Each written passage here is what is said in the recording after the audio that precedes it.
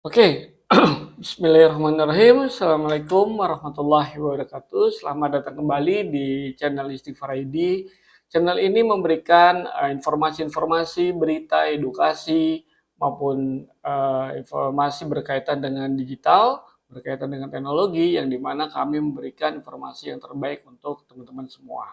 Nah, di video kali ini saya ingin membawakan informasi baru yang sedang hangat ya, yaitu teman-teman. Kemarin juga saya sudah membuat video mengenai QRIS, yang dimana QRIS itu menjadi sorotan Presiden Amerika atau Presiden Trump.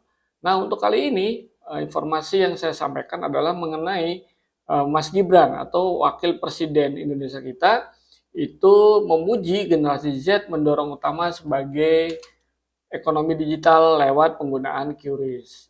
Oke, kita langsung ya teman-teman.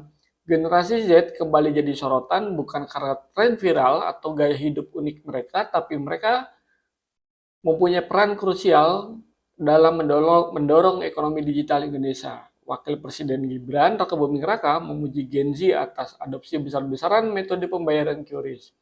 Apa makna pujian ini dan seberapa besar dampaknya bagi masa depan transaksi digital kita? Yuk kita kupas tuntas teman-teman.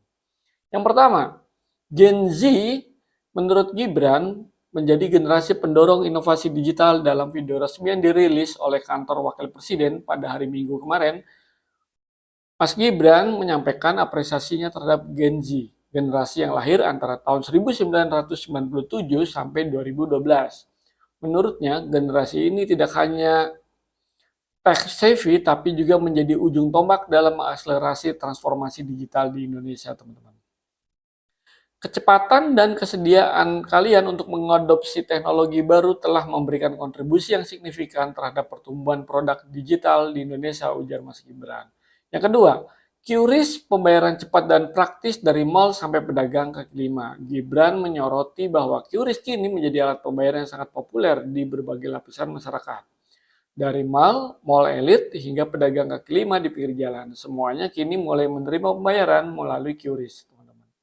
Sekarang kita bisa dengan mudah menggunakan HP untuk bayar dengan QRIS, entah itu untuk beli barang di mall atau beli cendol, kerak telur, seblak dari pedagang kaki lima dan juga pedagang-pedagang lainnya.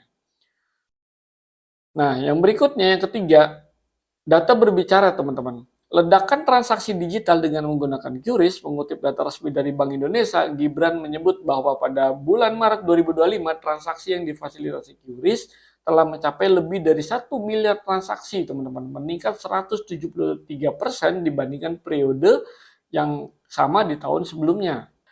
Angka ini tidak akan tercapai tanpa kontribusi aktif dari Gen Z, tumbuh di era digital, membuat mereka sangat cepat beradaptasi terhadap kemajuan teknologi, katanya. Yang keempat, dulu versus sekarang, evolusi sistem pembayaran, Mas Gibran juga mengingatkan bahwa sebelum tahun 2019, sistem pembayaran Indonesia tergolong tidak efisien. Metode online mengandalkan transfer ATM atau mobile banking yang cenderung merepotkan dan dikenakan biaya antar bank. Sementara, metode offline pun memiliki tantangan tersendiri, teman-teman. Uang tunai kerap menimbulkan masalah seperti kurangnya uang kembalian atau antrian panjang saat pembayaran dengan kartu.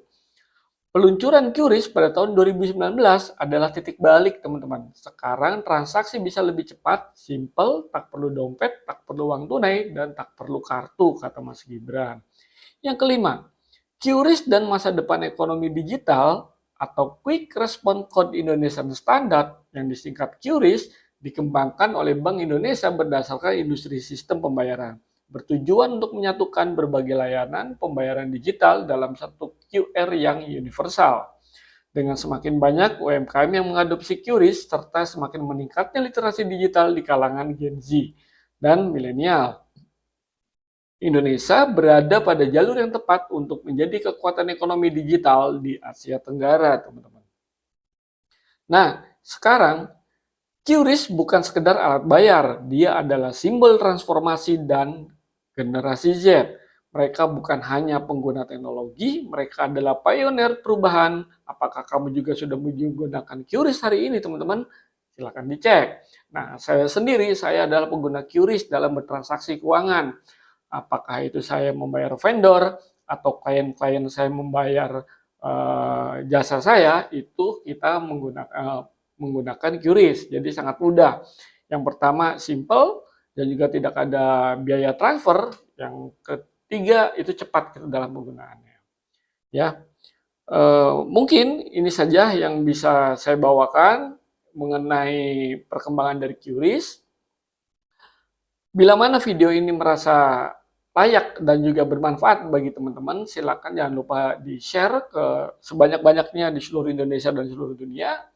Dan kita akan bertemu lagi di video selanjutnya. Jangan lupa like, share, komen, dan subscribe. Terima kasih. Wassalamualaikum warahmatullahi wabarakatuh. Bye-bye.